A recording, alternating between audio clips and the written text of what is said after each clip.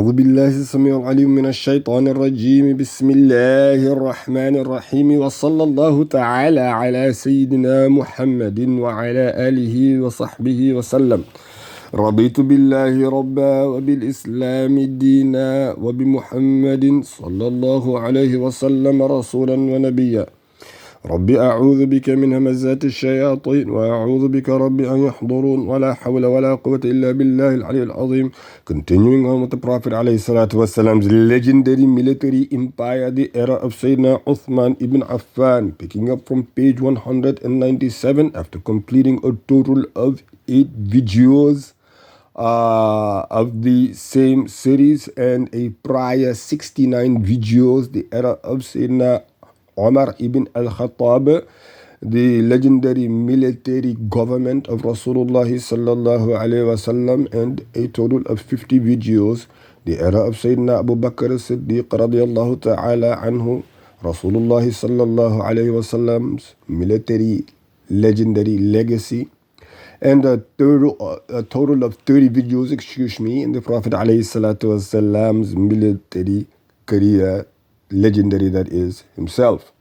Now picking up again from page number 197, 9.4.1, and public income from the Jizya. Since the ruling principles and methods of Jizya collection had already been established during the time of Umar ibn al-Khattab radiyallahu ta'ala anhu, the job of the state treasury during Uthman radiyallahu ta'ala anhu's era was to receive the tax amount. The amount had been agreed upon. It was responsible for maintaining any truce that had been made in the past, making new agreements, and giving those who paid the jizya their due rights. 9.4.2 Examples of state income from jizya during his governorship of Kufa during the time of Sayyidina Uthman. Al-Walid ibn Uqba carried out military expeditions into Azerbaijan.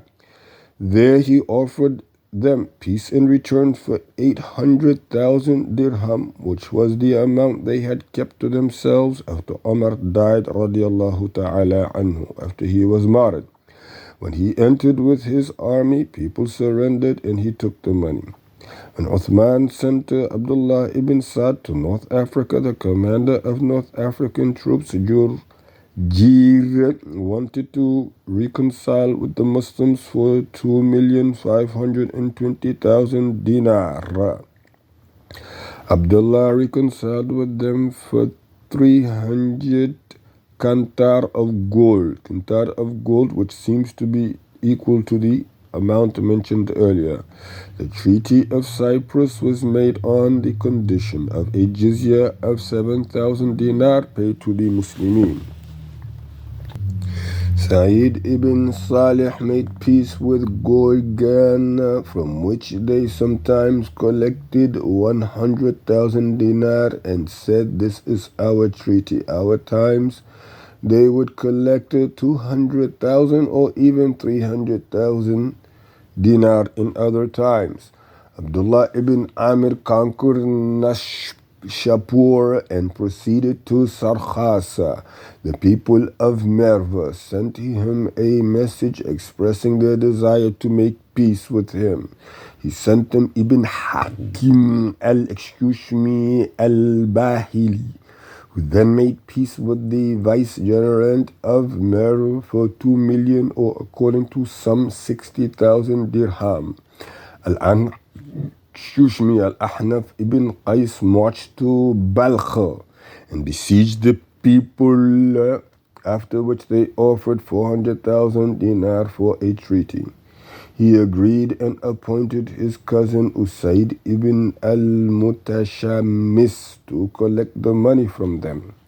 9.4.3 Applying the Prophet's message to the Christians of Najran.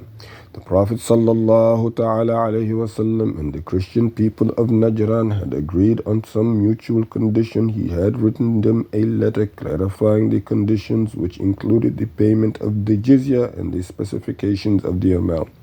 After the Rasulullah sallallahu alayhi wasallam had passed on, They came and Abu Bakr wrote down the same conditions for them. After Umar became the Khalifa, he feared that they may harm the Muslimin, so he moved them from Yemen to Iraq. They came to him and he wrote down similar conditions for them.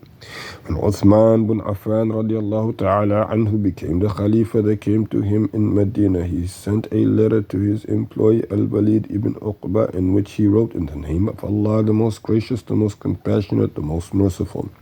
From the servant of Allah, Uthman, the commander of the faithful, to Al-Walid ibn Uqba, may peace of Allah Jalla Jalaluhu be upon you. I praise Allah Jalla Jalaluhu, besides whom there is no God, and say, the bishops, chiefs, and nobles of the people of Najran of Iraq have come to me complaining. They showed me the stipulations of Umar written for them, and I have been made aware of their unfair treatment by the Muslimin.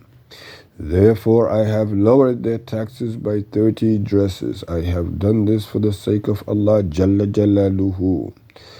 I have given them all the land donated for their use by Umar to replace their land in Yemen. Be fair to them as they are under our protection. We used to know each other. Look at the paper which Umar had written for them and give them everything mentioned therein. When you have read their paper, return it to them, peace be with you." This took place in the middle of Sha'ban, 27 years after the Hijriyah. Uthman remained faithful to the order of Allah's Messenger sallallahu alaihi wasallam and his two companions after him. He adhered to the rule that whenever one makes a contract or a promise, one must keep it. He lowered their taxes and gave them all their land, instructing his employee Al-Walid Uqba to give them everything mentioned in the letter of Umar and to be fair to them because they were under the Muslim protection. 9.4.4 The people of the book are under Muslim protection as long as they pay their taxes. After Amr bin As had won in Alexandria and had, during the war, collected what the enemy had taken from the villagers, those of them who had not broken the treaty came to Amr and said, "We are abiding by our contract when these thieves," meaning the Byzantines, came and took our possessions and animals. Now it is in all front of you, meaning that it is all at your disposal now. Amr gave them whatever they recognized and could prove was still there. Some of them said to him, "What you did with us was not acceptable. It was our right you would fight for us because we are under your protection and did not break the treaty. May Allah banish those who did." Look how the system of Jizya ensures that the rights of the people of the book are protected in accordance with what they pay. They do not have to participate in the defense of Muslim lands. They only have to pay their taxes in return for these rights from the Islamic State. One of these rights is protection and fair treatment. This was affirmed by Amr bin As, who then returned their property. 9.4.5 Non-Muslim citizens partake in public expenditure. When talking about the second conquest of Alexandria during the Caliphate of Uthman ibn Affan, certain books mention the following incidents. The king of Ikhna Talima came to Amr ibn al-As and requested, "Tell us how much tax one of us has to pay so that we may bear with patience." Pointing at a corner of the church, Amr replied, "You are only a treasurer for us. If it gives us much, we give you much. And if it gives us little, we give you little." Hearing this, the king of Ikhna got angry and left for Byzantium. He returned with its people, but lost nevertheless, and was captured. When he was brought to Amr, the people wanted to kill him, but Amr refused. It is said that when he was brought, Amr made him wear a bracelet, a crown, and a purple outer vestment. He then said, "Bring us people like this." After this, the king agreed to pay the tax. Talima was asked, "Why do you not go to the king of Byzantium?" He replied, "If I go to him, He will kill me and allege that I murdered his colleagues. The words of Amr ibn As, you are only a treasure for us. If it gives us much, then we get much. And if it gives us little, we give you little. Highlight the following maxims of Uthman's fiscal policy in retaliation to non-Muslims. Non-Muslim citizens contribute to the state treasury by paying the jizya, which is a source of revenue for the state. The amount of tax taken depends upon how much the state is burdened. If it is burdened a great deal, the taxes are high, and if it is burdened little, the taxes are less. This tax arises from the basic principle that all citizens must participate in covering the state expenses to the best of their abilities. This is in accordance with the commands of the noble messenger sallallahu ta'ala alayhi wasallam while doing this. The non-Muslim citizens must be treated well. 9.5 Public income from tax on agricultural lands and business profits. Agricultural lands of the non-Muslims. As a result of the conquest during the era of Uthman ibn Affan, many new lands were under Muslim rule. Omar had considered radiallahu anhu them to be spoils. He allowed the people of the book who wished to practice their religion to stay and cultivate the lands, after which they would pay on a tax to the state treasury.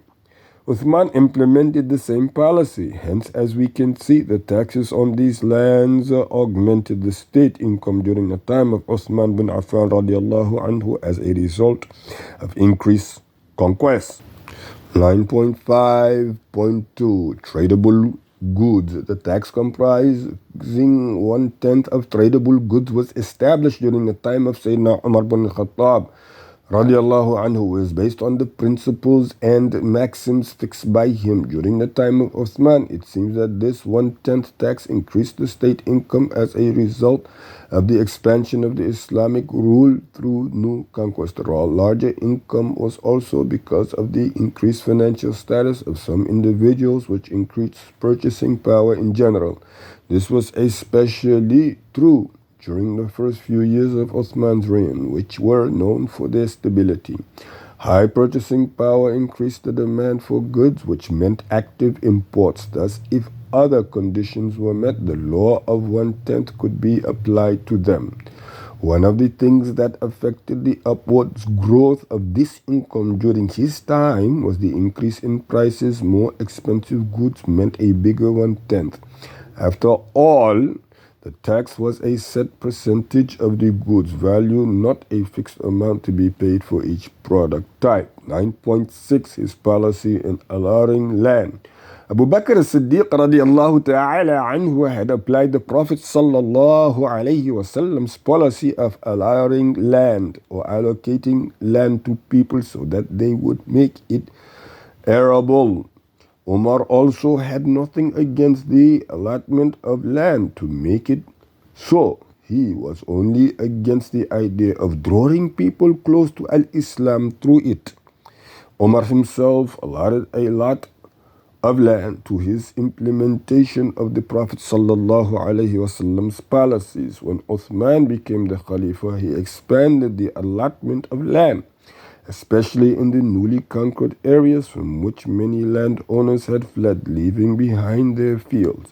The state could utilize this land, hence Uthman allotted some of it rather than let it go to ruin. Imam Ahmed suggested that he allotted land from Sawad as well. Undoubtedly, most of the abandoned lands might have been within it. In any case, allotting the abandoned lands increased the yearly profit from 9 million dinars during Umar bin Khattab's time to 50 million dinars in the era of Sayyidina Uthman ibn Affan. We can see that his policy of managing the abandoned lands was successful. History books mention a list specifying the names of all those to whom Uthman allotted land. Most of these individuals were not from the Quraysh, even though most of the narrations regarding Uthman's allotment of lands are classified as weak. They do affirm that he expanded this practice. For the benefit of the readers, we present the list Abdullah ibn Mas'ud al-Hudali, the land between the rivers of Bil and Sawad. Ammar ibn Yasir Istiniya was given to him. Qabab ibn al-Arad at-Tamimi, the village in Sawad. Adi ibn Hatim, a village in Baghdad by the river of Abbas. Sa'ad ibn Abi Waqqas was given the village of Hormuzan in the land of Persia. Az-Zubayr ibn al-Awwam, Usama ibn Zayd, Sa'id ibn Zayd, Jarir ibn Abdullah al-Bajali, a piece of land on the shore of the Euphrates River. Ibn Hubar, Talha ibn Ubaidullah, Nashastaj, which was a land in Kufa. Wa'il ibn Hajar was given a piece of land near the village of Qurara. Khalid ibn Arfata al-Qudai, a piece of land was given to him near Hammam Ayyan in Kufa. Al-Asha'i ibn Qais al-Kindi Tazinaba was given to them a place, or to him, a place between Kufa and Qadisiyah. Abu Mirbad al-Hanafi was given a piece of land of Ahwaz by the river of Tira. Nafi ibn al-Harith was given a piece of land in Shat Uthman in Basra.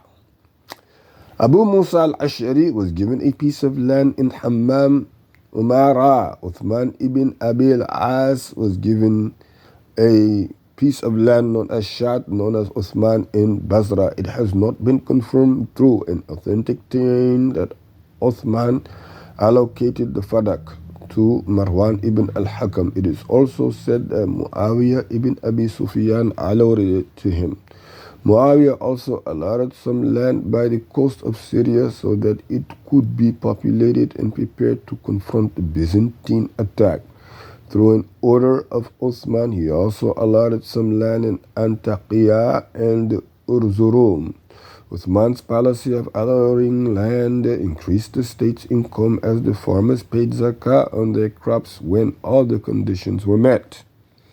9.7 His policy of preserving the grazing land. The horses and camels owned by the state grazed on land that was allocated for that purpose alone. The Prophet ﷺ used to keep the valley of An-Naqi for horses, and this continued during the Caliphate of Abu Bakr as-Siddiq and Umar bin al-Khattab. This land was 80 kilometers long and began 40 kilometers south of Al-Madinah. Uthman's method mirrored those who had preceded him.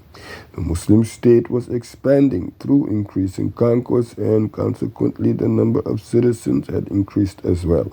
In turn, the number of zakah animals spiraled upwards. Land had always been preserved for the grazing of zakah animals, but Uthman now allocated more land for this purpose.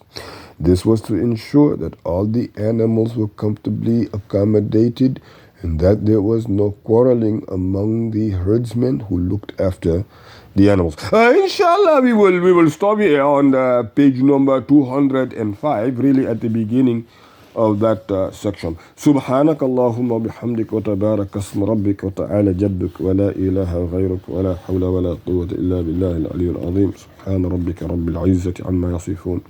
Salamun ala al-mursaleen walhamdulillahi rabbil alamin.